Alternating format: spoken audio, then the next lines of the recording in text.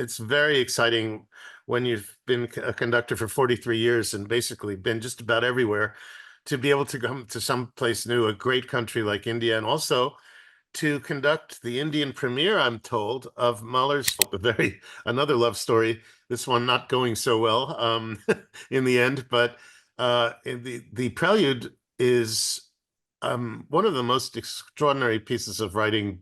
All right, it's this week at the NCPA and some fabulous news to give to all you Western classical music enthusiasts.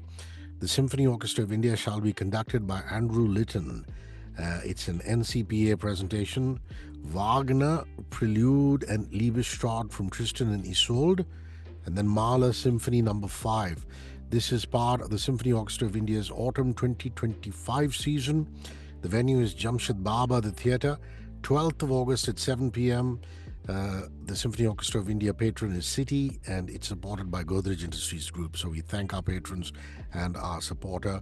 Tickets are live as we speak on Book My Show and also at the venue, which is the National Center of Performing Arts. Andrew Litton is music director of the New York City Ballet. He's also conductor laureate of the Bournemouth Symphony Orchestra, previously music director laureate of Norway's Bergen Philharmonic, and a CV that would take all morning reading. But we're very pleased to have Andrew himself with us, connecting from overseas. Hi, wonderful to speak to you. How are you, Andrew? Very well, thank you, and thanks so much for having me on. Andrew, this is your debut on Indian soil and at the National Center of Performing Arts. Obviously, there must, a man who's as well traveled and as experienced as you could view it as just another performance, or coming to a country that you are really excited about performing in. So, which one of it is it? It's definitely the latter, and that's no setup. I mean, it's very exciting when you've been a conductor for 43 years and basically been just about everywhere to be able to come to someplace new, a great country like India. And I'm just so thrilled and honored to be the conductor of this. Mahler is arguably the greatest composer for conductor. We have composers who are great composers for pianists, like Chopin, Liszt, Rachmaninoff. We have composers who are great composers for violinists, like Paganini, Wieniawski. But Mahler, really, he never wrote any concertos, and this is all about him. He was a great conductor, arguably the first great conductor. And these works test a conductor's mettle like no other. And what's so fascinating is Mahler was obviously a little OCD, because the directions to the conductor in the score are so detailed and so meticulous that if you just follow them, it's bound to work out okay. But the thing was, he also said, if something's not working as the conductor, feel free to change it. So it's this marvelous open book of possibilities in these symphonies that are so emotionally draining and powerful and romantic. And the fifth is maybe the greatest example of that, because it was written in 1901, 1902 during a significant change in Mahler's life. He had recently recovered from a near fatal brain hemorrhage.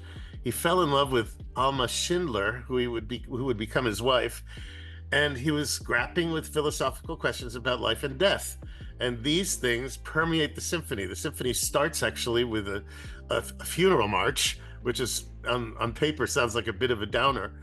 But then the second movement, which continues, which follows right away, it's a sort of a struggle, like, no, I'm not going to die yet. And then the third movement is this lovely scherzo that's a completely different atmosphere. It's almost like, okay, life is good and life is beautiful. And that leads to the famous fourth movement, famous because it's the adagietto that Luchino Visconti uses in his film Death in Venice. It's been played at numerous funerals, like I believe Robert Kennedy here in the States. So like Nimrod from Elgar's Enigma Variations, the piece itself has taken on, the movement itself has taken on a very different meaning than its original intent. It's not meant to be about death. No, the earlier part of the symphony is, this is a love letter to Alma, who he would eventually marry. And it takes on a very different kind of feeling when you approach it that way, both in tempo and in just in mood. It's definitely deep-rooted love. This is not some casual, okay, it'll be somebody else next week. This is a very personal statement. And so it's so fascinating to grapple with these two very famous works, the Nimrod and the Adagietto, because audiences already have a perception of the music that's wrong, just because these things have been used at funerals. And so that's a challenge.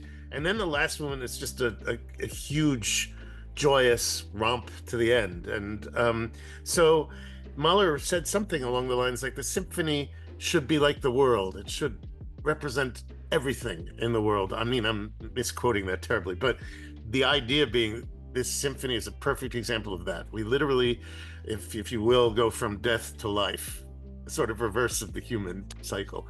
And it's just an incredible journey. So like I said, in case you can't tell, I'm very excited about conducting it in India and conducting it again. Just every time one gets to do this work, it's almost mind-boggling because it's such a dauntingly great piece. So I'm very excited about this week coming up. Andrew, thank you for your eloquence. You're such a remarkable storyteller. That was riveting. Uh, you're the expert, so let me ask you this. We know that Symphony Number 5 is undoubtedly Mahler's most famous work, but is it also his first purely instrumental symphony since Symphony Number 1? Yes, it is. Symphony Number 2 has a chorus and two soloists. Symphony Number 3 has chorus, children's chorus as well, and a soloist.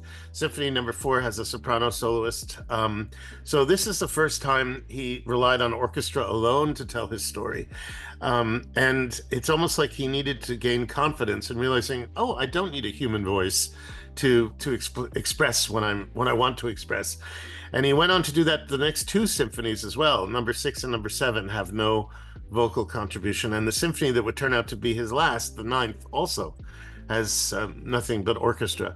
So I think he definitely gained confidence in his later life, realizing he could tell the whole story himself. And 5 is, of course, maybe the greatest example of that, because as I explained earlier, it does go through this whole cycle of expression. Some of the others jump around a bit, like Number 6.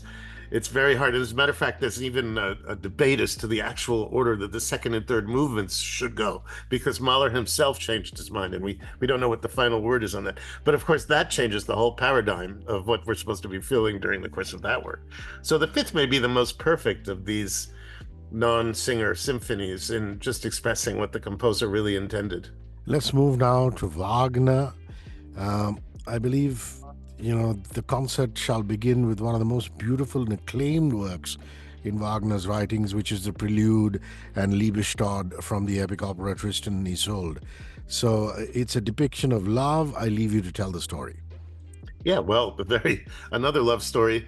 This one not going so well in the end, but the Prelude is one of the most extraordinary pieces of writing ever.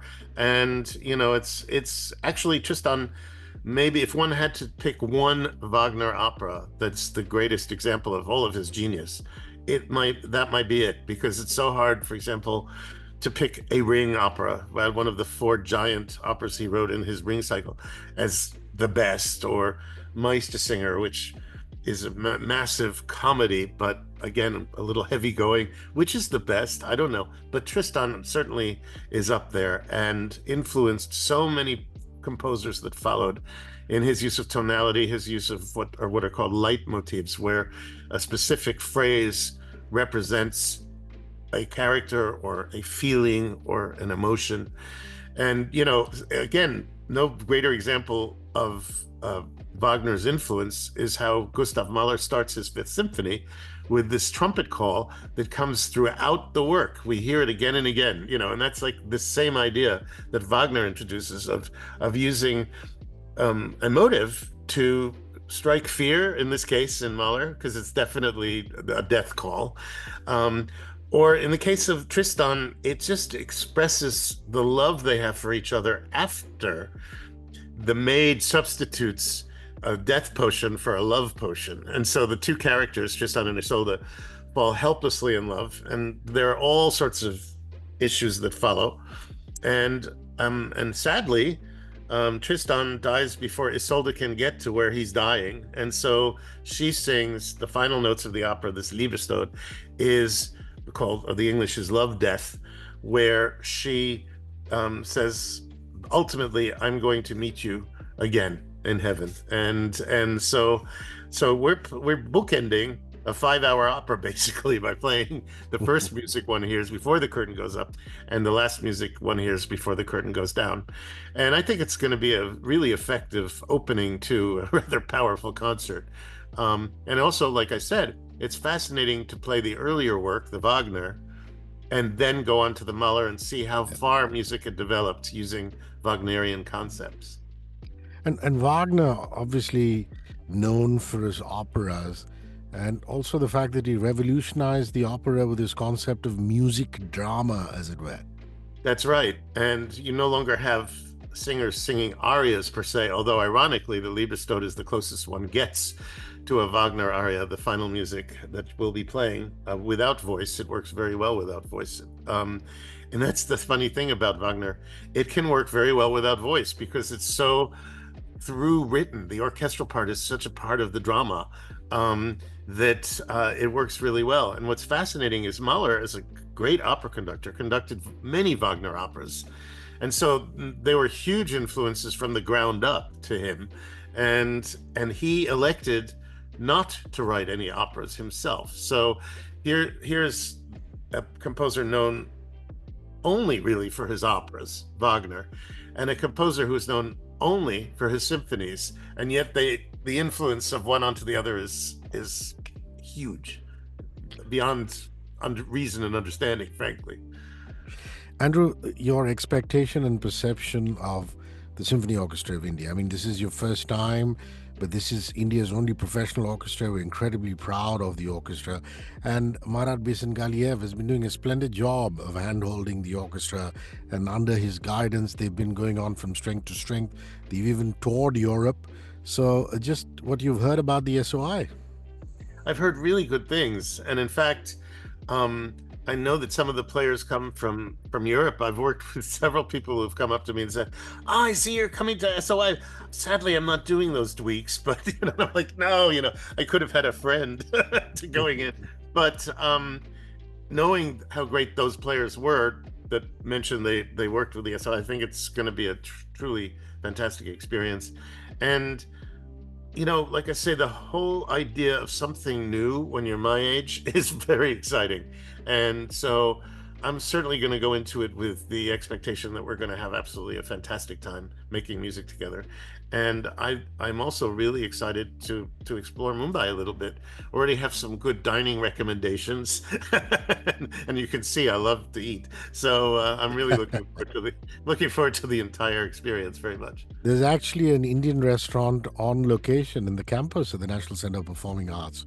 Really? Yes, so the food is really close to the performing area, but also the NCPA is one of its kind. I mean, I don't know if they sent you pictures, but we're talking about 5 auditoria where there are live performances. There's an art gallery, performance spaces.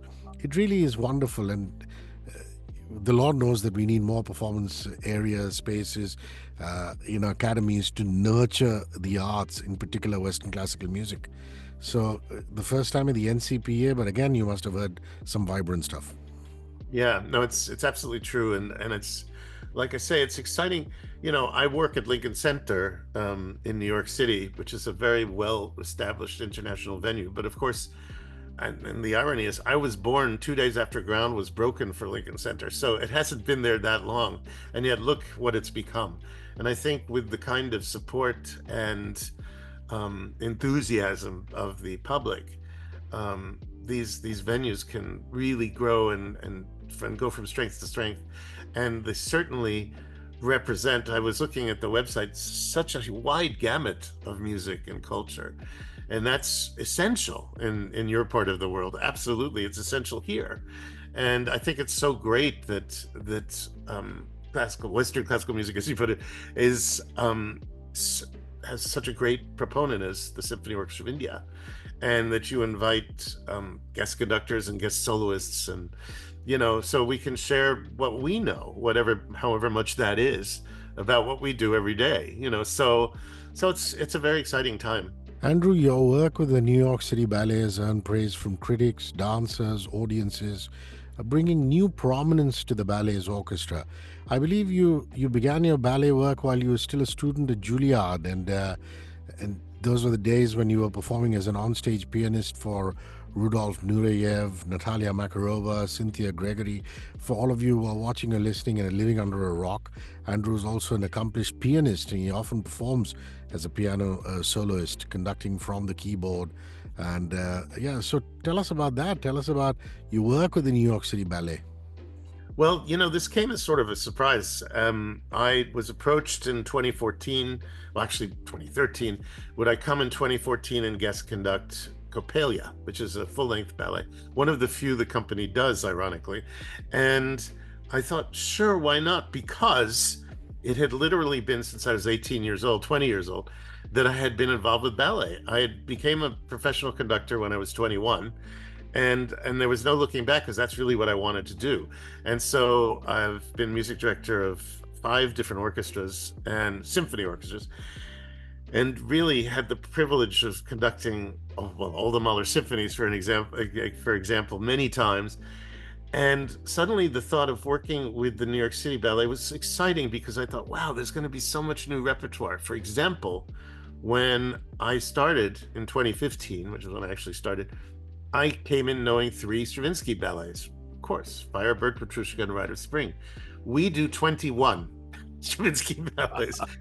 And what this is, the way that number comes up, is because New York City Ballet specializes in taking concert music and choreographing to it. So that's where my strength came in, because I've known all these works, 80% of our repertoire, from being a symphony orchestra conductor. So suddenly you have a symphony orchestra conductor conducting a ballet orchestra, and it is a very different dynamic. It took me, I dare say, a healthy length of time, a couple of years, before I understood exactly how to follow sight. Because for the rest of the 4 years of my career at that point, I was used to following sound. That's what we do. We accompany, like I'll be accompanying a pianist next week. And suddenly it's visual. And of course, you have to know what it is you're watching. It's a totally different language. And so it was a steep learning curve, but I'm happy to say after 10 years, it's going to be 10 years in September, it seems to be working out. And we do lots of exciting repertoire, and also exciting premieres, which is great, because ballet audiences seem to be much more forgiving as to the contemporary nature of the music they're hearing. So we will regularly end a program with Webern. Now, if you did that in the concert hall, I dare say, even here in New York, it would start to empty out. People would leave saying, I didn't pay money to hear this. The thing is, as soon as you put the visual element to it, a spectacular visual element to it, people listen differently. They listen with their eyes, and that's really exciting. So I must say, I was a little bit skeptical when I started, but every night when I walk into that pit and look up at the gold curtain, and I go, okay, we're about to change lives, because it does every time that curtain opens. And as a conductor, you can see, if you turn, the front row lit up by the stage, and the faces, nobody's dozing off.